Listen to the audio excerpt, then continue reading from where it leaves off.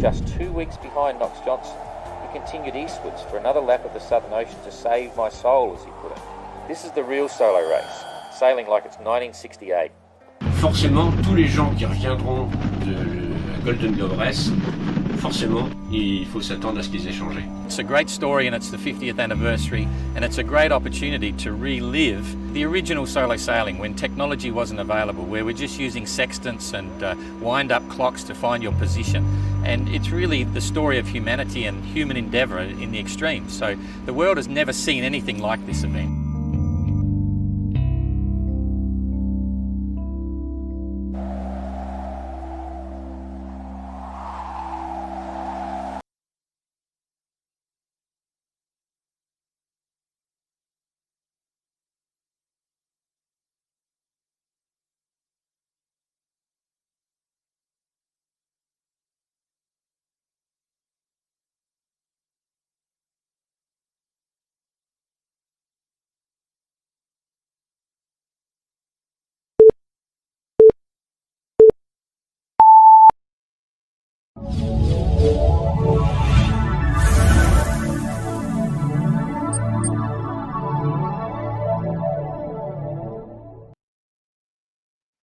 Well, g'day again, everybody. Here we are, another week gone by. We're starting to run out of entrants. It's been going for that long. But anyway, a bit of fun once again. So what's happening with the GGR right now? Simon Kerwin is still out there sailing circles on his qualifier.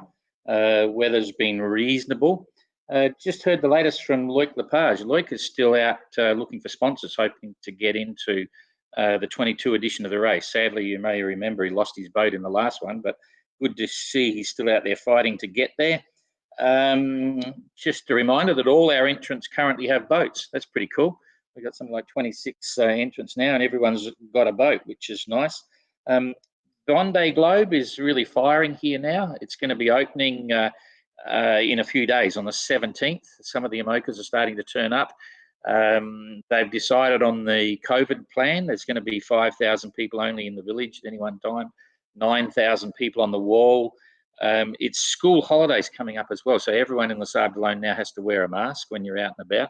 And it's really encouraging to see the work that Les Sables d'Olonne and everyone associated with the Vendée are putting in to make sure it happens.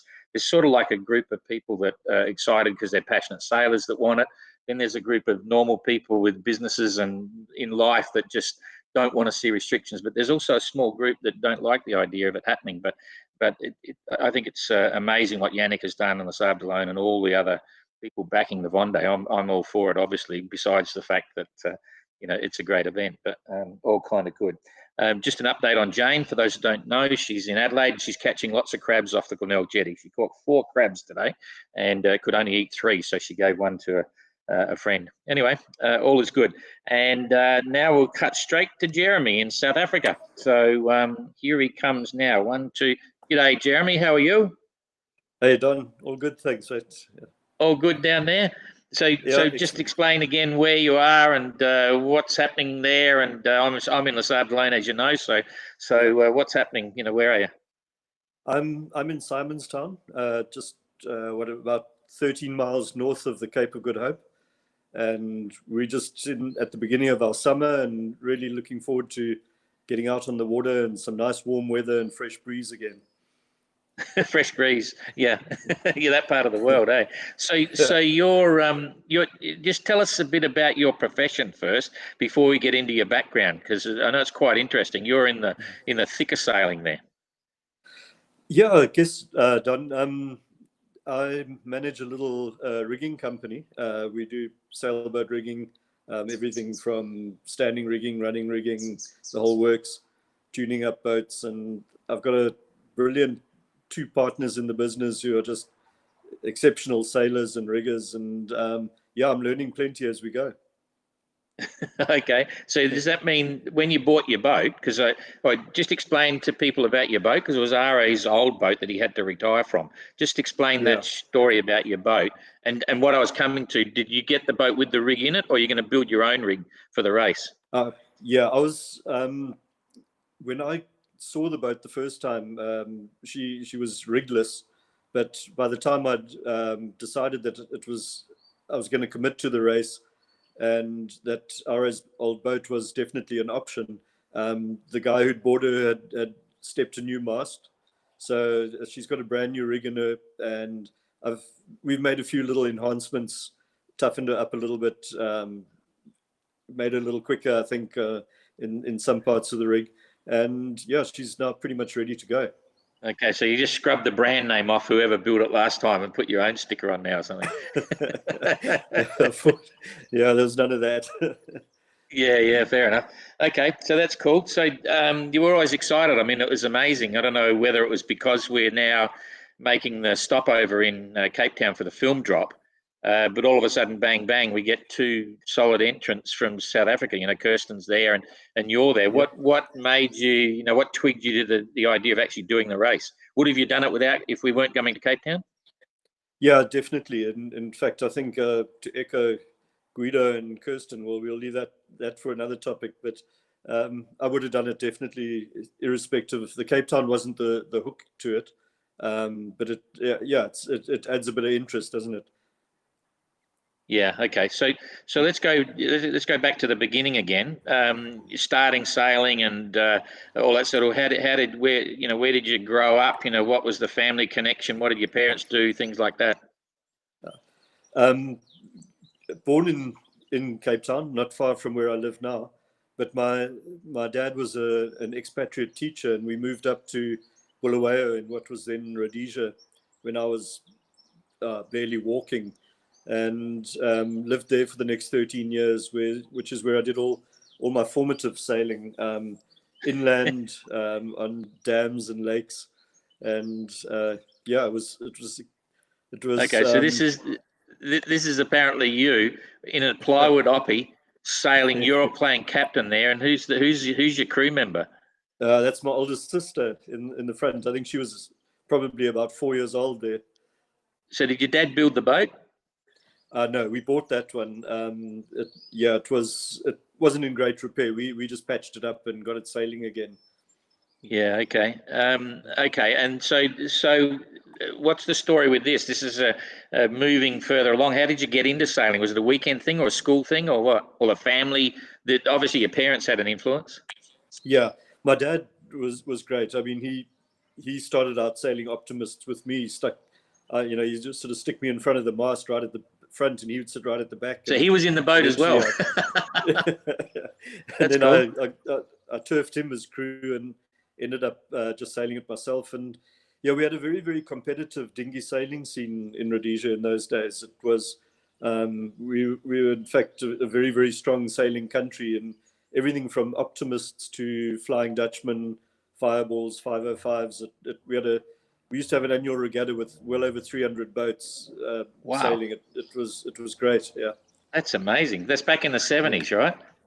Yeah, that's right. Early to mid 70s. Yeah. So what's the maroon T-shirt deal? What is that, a team or something? Yeah, that was the Rhodesian Optimist team that I think that year we went to Aarhus in Denmark for the Worlds. Yeah. Okay. Yeah. So, well, that's pretty cool. But then what happened? How did your sailing career progress? Like, was it your passion besides schoolwork or whatever? And then you rolled into ocean racing or what? Yeah, it was, we left Rhodesia, came back to South Africa at the end of 1976. And suddenly, as not a very large person, I was faced with the reality that I wasn't going to be sailing offshore in dinghies, not with my weight in South Africa. And then the natural thing then was to move on to a keelboat with other people to hold it flat, and I could do some of the trimming and stuff. Yeah. So what's the story with this shot here? That was 1985. That was on return from the first transatlantic race that I did. We used to what evolved from the Cape to Rio race and became, when we were no longer welcome in Brazil, became the South Atlantic race. And for a couple of years, we stopped off at Punta del Este in Uruguay. And yeah, that's a great place. I like Punta. It's an amazing spot. Yeah, lovely spot. Yeah. Okay, so that was the start of your ocean racing career, you might say. What club were you with then? How did that? Did you move into clubs or what happened?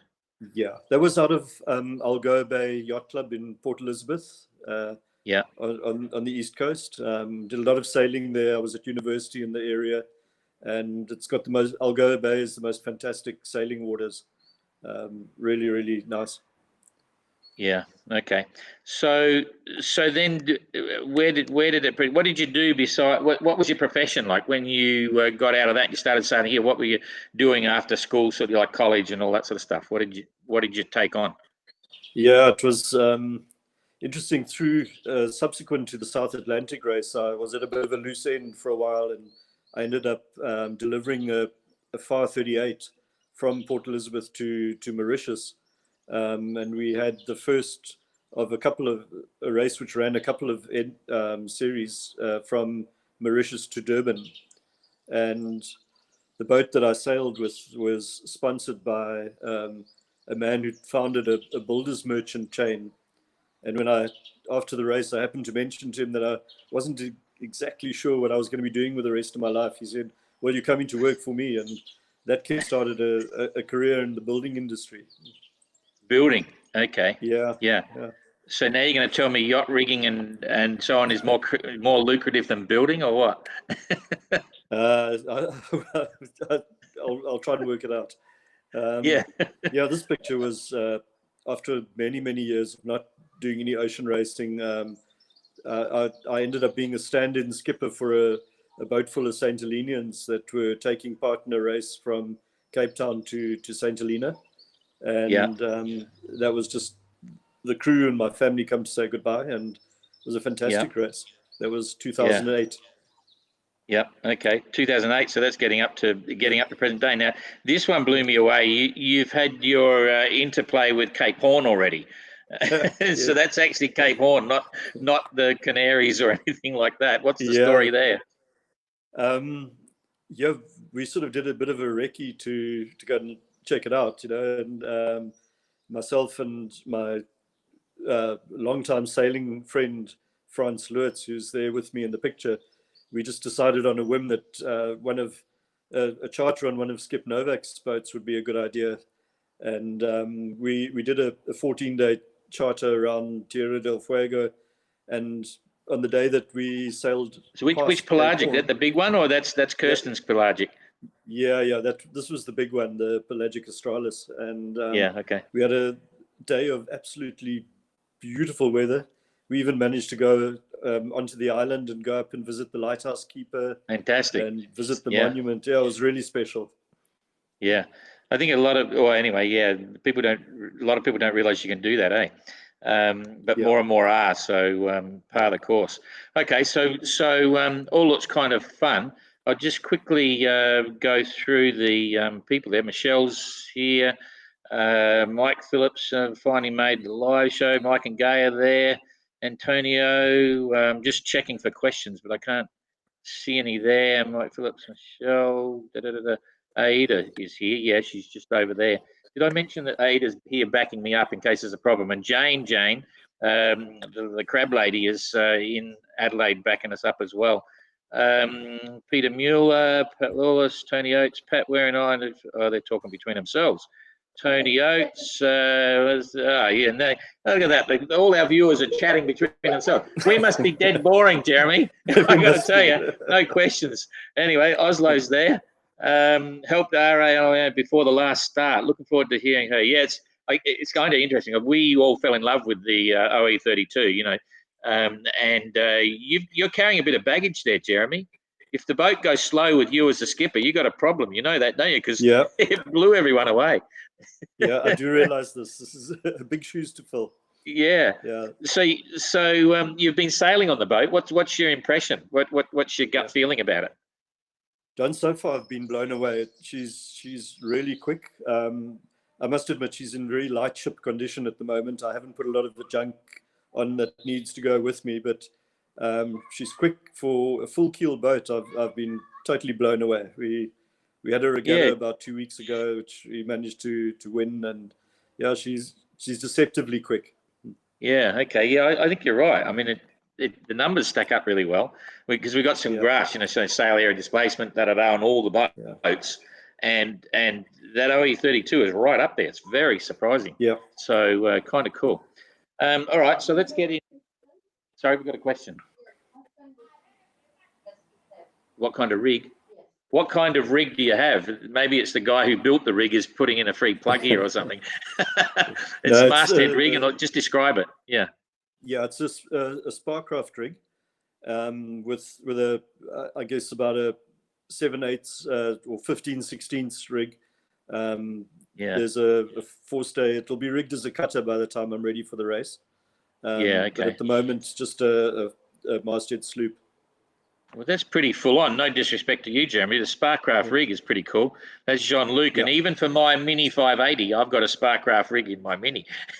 Yeah, So, they build a really good rig, and I'm very happy with what they've put together there. yeah, I'm with you there. You know, Jean-Luc's rig was quite an exercise in itself, and now his previous rig, Robin Davies got for the GGR, and of course Graham Dalton, Kiwi, who bought Jean-Luc's boat. He knows what he's talking about as well. It looks pretty cool. Anyway, we're running a bit over here, so let's get into some of the fun stuff, right? I'll get rid of this so people can see you stutter and stop and wonder what you're going to say next. This is the word association. Now, no need to panic. Just stand firm, and hit me with the first thing that comes into your mind when I flash a word to you. Okay? Panic. No reason to do that. Luck. Plenty of it. Life. For living. Dreams. If you don't have them, life is not for living. Money. Never enough. The Sable d'Olonne. Looking forward to seeing it. Can't wait to get there. Cape Horn. I hope it's as benign as the last time I was there. Winner. We're all winners. Entrants are winners. Guys who get to the start line. Sleep. I guess it's going to be rare. Bowline. Do it with your eyes closed. Southern Ocean. I've got plenty of that on our doorstep. Cold. African. It's not my natural environment. Risk. Everything is a risk. It just depends how you prepare for it. Family. Important. Drogue. Never used one. Sponsors. What's that? Lonely. Not a problem. Inspiration. Ellen MacArthur. Okay. There was one in their family, and we chatted just before we came on air. Your wife is a big-time sailor. Tell me, so you're married, you have kids or whatever? Like, where's the family situation? How did you meet your wife if she's a top sailor? I wouldn't say she'd describe herself as a top sailor, but she's an enthusiastic sailor and a great crew. And we've done many, many thousands of miles together, mainly on deliveries and a bit of cruising on our own boat. Yeah. Yeah. And so what's her thoughts when you said you wanted to do the GGR? When did you first have the idea of, you obviously followed the first one, how did it evolve? Don, I actually don't think there was a single moment where I said, right, that's what I'm going to do. It was just, I think if you talk about it enough and you tell enough people, then the next thing you know, you're committed, and you can't really work out how it happened. And, but that's how it evolved. Too late. Yeah, that's fair enough. Okay, so for some tricky questions now, this is the next one. So pick a number 1 to 10. 7. 7. What do you know a lot about?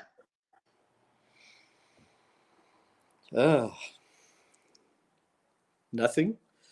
I don't really know a lot about anything. Yeah, okay. Fair enough. I can relate to that. You'd be okay, 10 to 20. 13.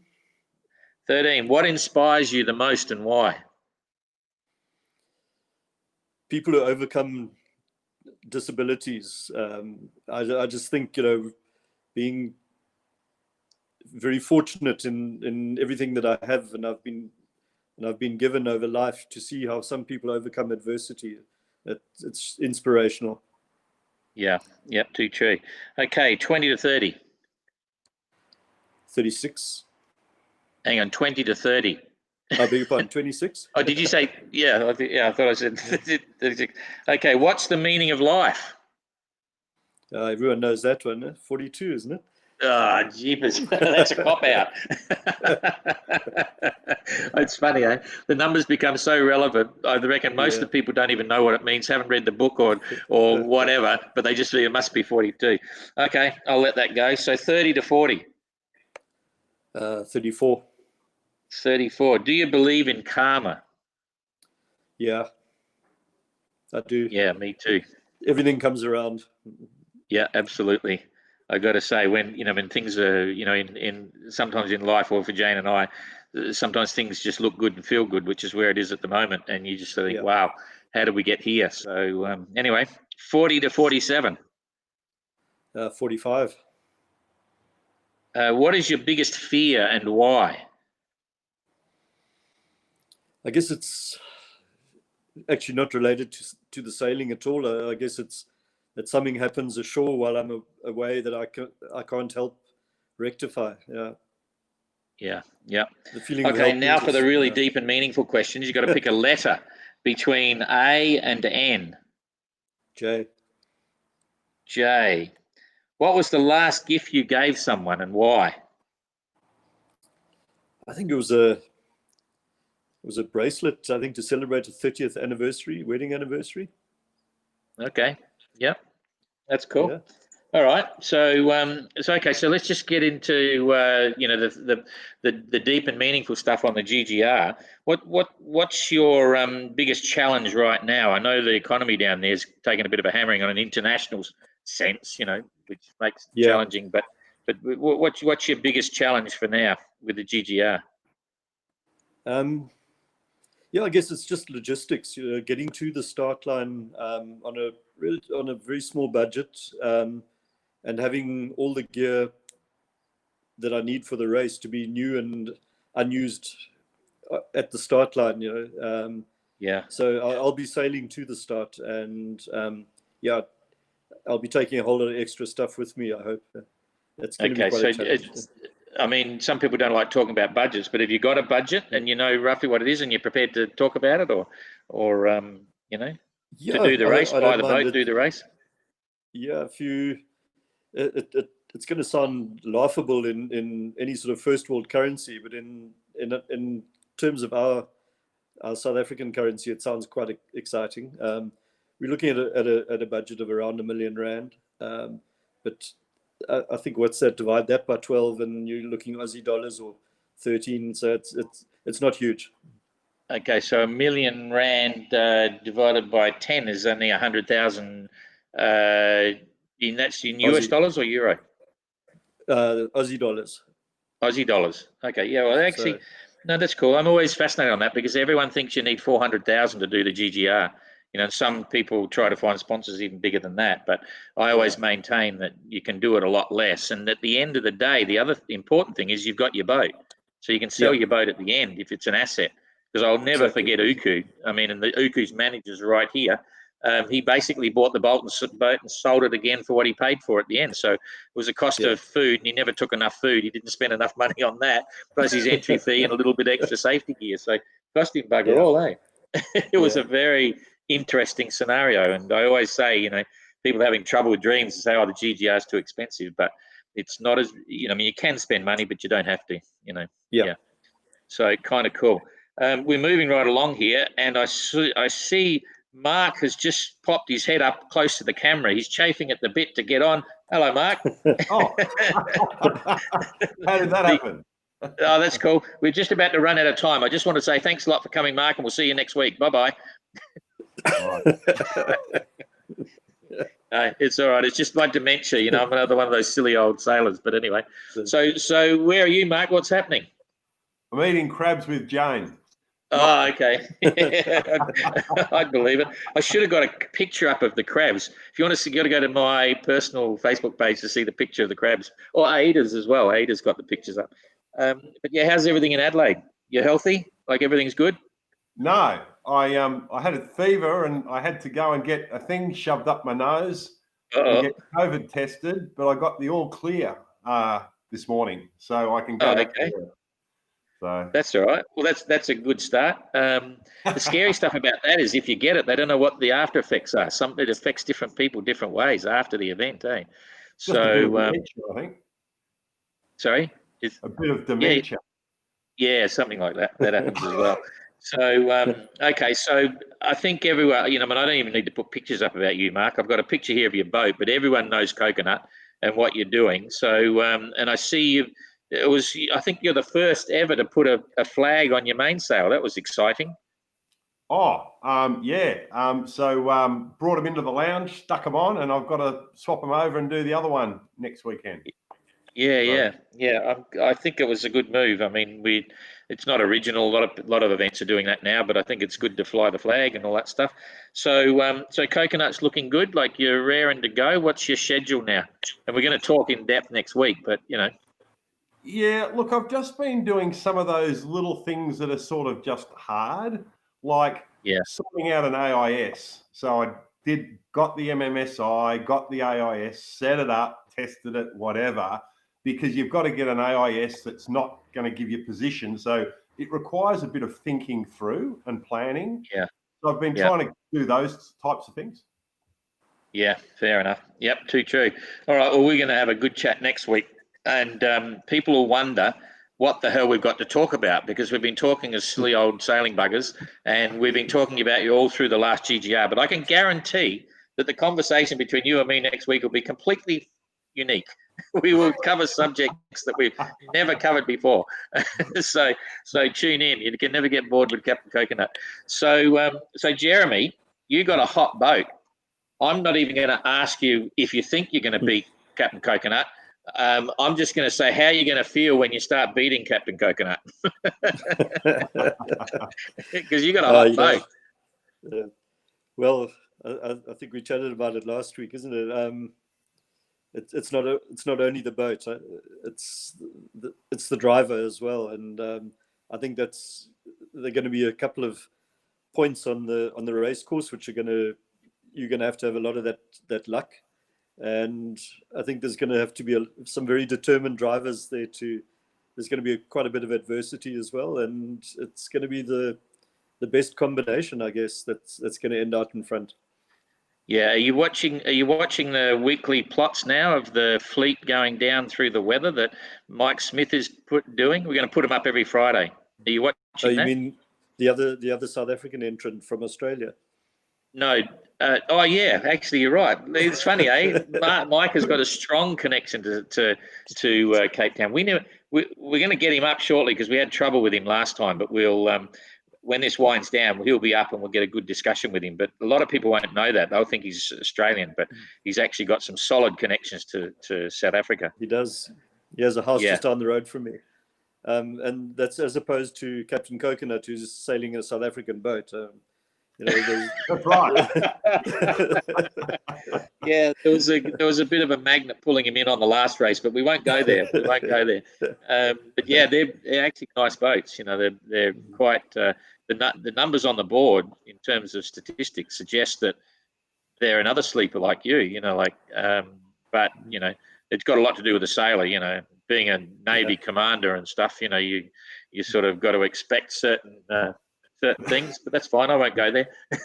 There's a very clever man called David Gurr who's done some fascinating theoretical hull speed calculations, and the Lelo 34 of Mark's comes right out tops of all of those numbers.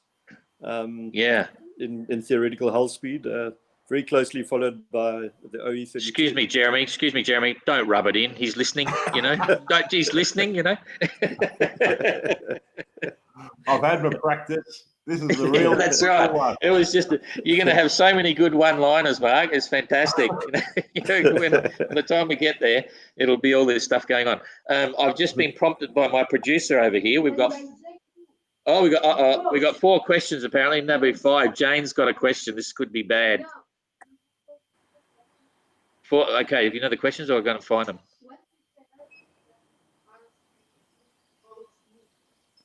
Which? What are the repairs that the boat Oh, okay. The question was to you, Jeremy. What repairs were required for RA's boat?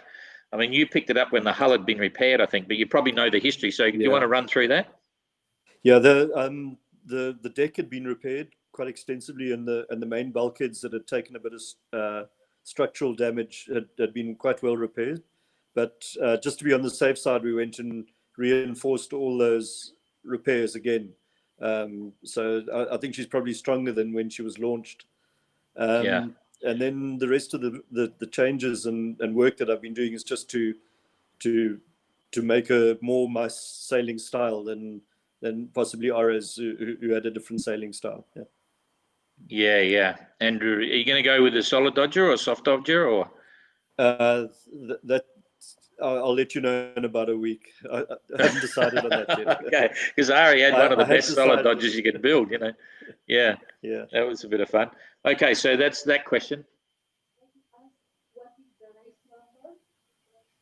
Who asked that? Oh, what's your race number? I forget, Jane, I know, but what's your race number?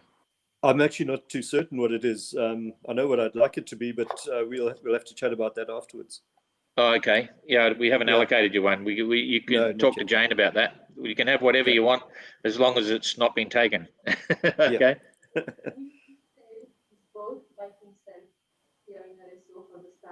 Okay, so are you going to sail up by yourself up to Les Sables d'Olonne or to Europe for the start, or are you going to sail up with the crew? What's your game plan? Definitely on my own. Yeah. You've got to put time on the water. The more, the better. You know, I reckon that's a pretty cool leg, you know, from Cape Town to Europe. It'll settle the boat in. You'll get a bit of everything. And it's a long leg. You'll probably stop off somewhere along the way, but that's a pretty cool trip. I mean, I can imagine some people wishing they had that opportunity, you know, because even across the Atlantic, well, most of them have to go both ways, but that's quite a cool leg to settle down before the start. When do you think you'll do that? Like just before, like when would you arrive, you know? I'll probably leave in March 2022 and start heading slowly north. Yeah, it's the right time of the year for it from here. Okay. And Tony asked Mark Sinclair if he will do the next GGR because everybody is missing his phone calls. Anton, who asked? Tony White. Tony White wants to know, Mark, if you're definitely doing the next GGR, because they're missing your phone calls that I used to try and get you off the line, and I could never get you off the line. Well, the funny thing is, I didn't realise, and when I came in off Cape Town, and I was speaking to the guys on Malello Pippin that came out to see me, they said, "Oh, we love your calls." And I go, "Do you?" I go, "Why?" "Oh, it's really interesting, you know, blah, blah." I said, "Oh, I'll put a bit of effort in then." So, okay, we might have to put a timer. I'll get an oven timer just for you for the next race. So that's cool. Now I'm waiting for Jane's question, I think. That's it? No question from Jane? Oh, okay. They're just reminding me. So Yvonne's there, Dale Smith is there, Rob Vorman, Rune, Dan, Mike Phillips is there, Franz Lute. I can vouch for Jeremy as one smart sailor. Okay, do you owe him some money, Jeremy? Tony Oates, bring the 30-foot in the GGR. No, we can't do that. I know you've already said no, but I'll keep at it. Oh, that's fine. Yeah, it's interesting, you know, that whole process. We went through the first race, and I was really happy. It was shaping up. In my opinion, we still picked the right hulls. You know, they are very solid hulls, and they'll look after you in a bad situation. And the boats are competitive. Everyone can potentially win. You know, but we can't go too small. What repairs did I do? Tony Oates. I hate it when people say we're all winners. There's only one winner. I raced the Isle of Man TT races, but never won to be championship. You're right. There's always a winner. But I think before the event, you don't want to say you're a winner because anything can happen. But doing the TT, you're nuts, Tony. Anyway, oops, I've covered up my own questions. Neil Monte just brought a Nicholson 32 Mark 10, seriously considering 2026 GGR. Well, Neil, I got to tell you, I've got 11 people now that are busting to put their entries in for 2026. Of the 11, 8 of them have already bought their boats specifically for 2026, and it's really good to see. I'm very happy about that. so we'd Fantastic. welcome you in on that lot. And okay, Tony Oates, Neil, get it done, mate. Stephen Eddy, we've got that. Okay, so cheapest, there's more. Okay, there's a lot of things here from Eastern South Africa, South Australia. Strong connections, yeah, right. Too true. Waterline length is essential for boat speed. Costa type boats have the longest waterline compared to total length. Yeah, you're right. That's quite deceptive. Okay, all right. So that's cool. So Mark, how are you going to cope with seeing a fast boat like Jeremy's, sort of roar away from you? What's your take on that deal? If you're left behind from such a fast boat. I know a shortcut round the bottom of South Africa. Oh, yeah. Okay. Yeah, that's fair enough. Yeah, you've had more experience than most going into Cape Town for GGR, so that's good. All right, back to Jeremy. Jeremy, what's your biggest fear once you've started the race? You've got there, you found the money, you got the gear. You're now sailing south. What's your big concern? Yeah, I don't think there is one. It's I suppose it would be losing interest along the way, but I don't think that's going to happen. No, you'll be listening to those tapes, those cassette tapes winding around, the Beatles and, all that stuff. Yeah, that's true. So what's the big attraction for you? Where did the attraction come to do it? Is it the challenge? What was the biggest draw card for you to join the race? Yeah, Don, I think that, there's a couple of elements to that, and none of us getting any younger, and you look at the Vendée Globe and those really sexy races and things. You've got to be like 30 years old and as fit as an international triathlon athlete. You've got to have a huge budget. And to be honest, I think the race that you guys have put together is just, it's a story of ordinary people doing really different and exciting things. It's more or less affordable, and it's achievable by ordinary people. And I think that's what that was the big attraction. So this will be your life-defining moment, you think? Like it's the biggest thing you've ever done? Well, to date, maybe, but we've got plenty more planned. Exactly. Are you scared? Are you scared? Like, is there an element of fear at this point, or uncertainty or unknown? Yeah, there always is. I think you'd be stupid to say you're not afraid. I think you've got to have a lot of respect for the ocean and the conditions. But like anything, with the correct planning and the correct approach to it, you can overcome that stuff. Yeah, I can still remember my fear before the start of the BOC. It's just like fear of the unknown because you haven't done it, Yeah. But you get, as you say, you have that sort of that curiosity or that strange feeling about the fear. There's something there because you think, holy dooly, this could get serious. But it's just a moment, you're in time, and then you get on with the planning preparation, and you go for it, and it's not an issue. You just go and you just cope with whatever comes up. Yeah. So do you get scared, Mark? Like when you were doing coconut and stuff, it was all pretty new. It was all pretty fast. Was there a bit of fear there before the start? I'd say it was excitement, I think. I don't know that there was fear. It was just going out for a sail. It was just a real long one. Yeah. But yeah, no, I think the that anxiety was more driven by excitement than fear. Yeah, fair enough. Mm-hmm. So, Jeremy, where do you get your biggest joy? Or what's the fun factor? What's the, forget about the whole race going around. Where's the fun for it for you? What are you most looking forward to? And don't say finishing, just something in there that's, oh shit, this is cool. What is it? I guess finishing ahead of all the Australians. There's not many there. They're all Pommy connected or bloody South African connected or whatever. But anyway, yeah, it'll be a bit of fun there. Pretty solid though. Six Australians, 7 bloody Poms there. That's amazing. And only 1 Frenchman. We're going to address that. There's things happening shortly, which everyone will hear about soon. But it's amazing. There's we've got some French in the background, around the edges, but they still haven't jumped in yet. So anyway, bit of fun. Okay, so So where do we go to from here? Mark, what is the one thing that you wish you could change? I normally would say this next week, but you're always so good at commenting. What's the one thing you'd like to change about the GGR? I'd force them all through Bass Strait. That'll sort them out. Okay, we could organise that. We could send them through Bass Strait and down the east coast of Tassie to Hobart. That'd be cool. You know, Robin went through Bass Strait, so yeah. we could do a combo. Bass Strait. Make them do that as well, and they can come down the. Now you're talking. Yeah, now you're talking. Sherwood Island and round the Two-Ring Breaker. I don't want to go there. I don't want to go there. Anyway, that's cool. All right, we're starting to run through our time, so we're going to chat next week, Mark. I'll look forward to that, and I'm sure it'll be a bucket load of laughs. So I might just push you sideways now, Mark, and we'll see you next week. And then I'll have a final chat here with Jeremy.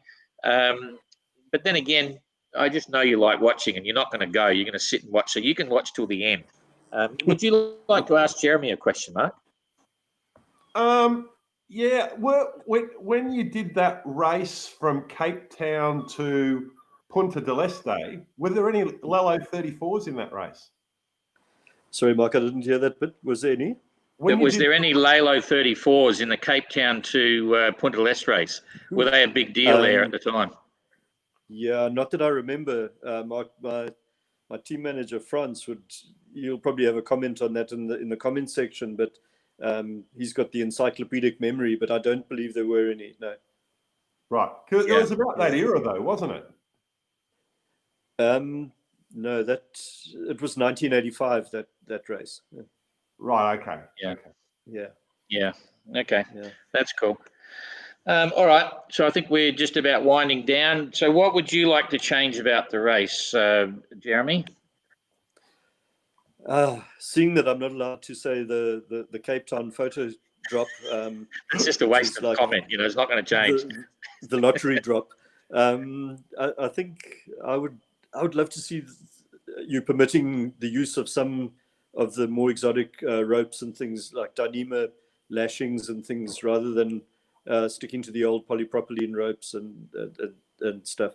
I think they're safer, lighter, stronger. It would be great to be able to use some of those.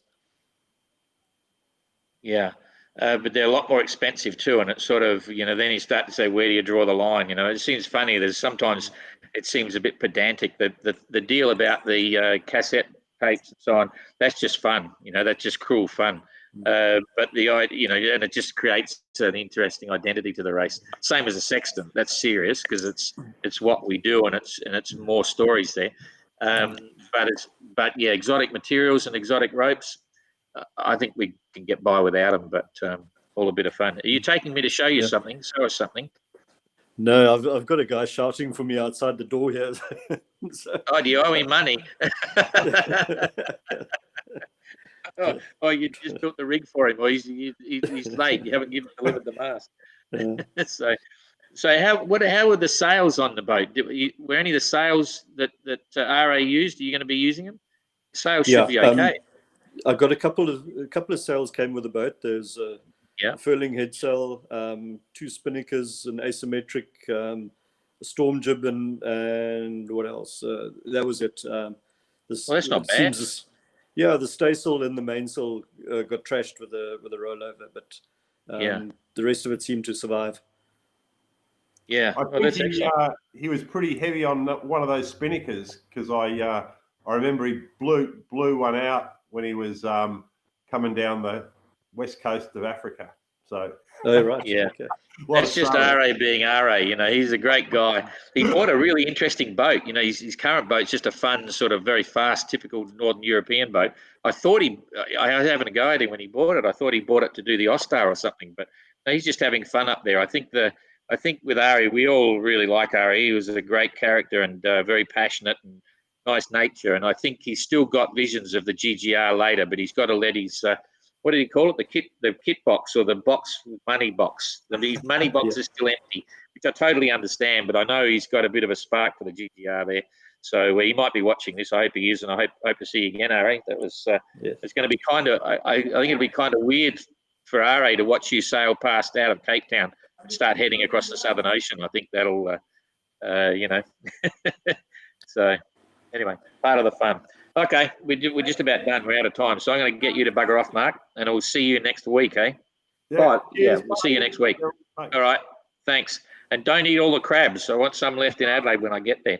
They're catching bucket loads. Jane was telling me one guy there got like 12 crabs, you know, just off the jetty. It's just crazy. It's very healthy, you know. Anyway, see you later. Bye. There's Mark. You're still there, Jeremy. So Yep. I'm going to quickly, just while you're here, I'm going to go through the last comments here.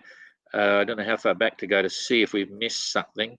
Waterline length, Andrea Clark, nothing ordinary about anyone. That's true. Everyone's extraordinary entering the GGR. I'm getting crazy things going on with my thing here. You all have a good chance of winning. I don't think there is any Norwegians entering. No, not yet, but we can always hope. Tony H, you need to be a man from sailing ran. I think we've seen everything. Okay. So anything you want to say now, just to finish off, anything you want to say to all your friends, supporters, or potential sponsors? You're going to be out looking for a sponsor, or you want to be a privateer, or? Yeah, it's a double-edged sword, isn't it? Yeah. Yeah. It would be really nice to have that comfort zone of, you know, to be able to fall back on additional funds, but if necessary, I'll do it as a Corinthian. Either way, I'll be there. Yeah, sounds good. We'll look forward to finally meeting up. We haven't physically met yet, and all our conferences are a bit shot because of COVID. But maybe next year we'll all get together one occasion before the start of the next race. That'll be the first big fire up. So, okay, Great. well, great. Thank you for your time. Good to see you, and we'll do it again probably in about a year. We'll get a big update when we'll Sounds roll great. through the. We'll roll through the entrance. It'll be like 9 months, so something like that, and we'll see you again. Okay. Fantastic. Thank you, Jeremy. Good chatting to We'll you. see you again next time. Okay. Thank you very much. Nice Take care. See ya. You too. Okay, so that was the end of that one. Thank you very much, and we'll see you again next week. Thanks to Jane, and thanks to Ada, and we'll carry on regardless. See ya.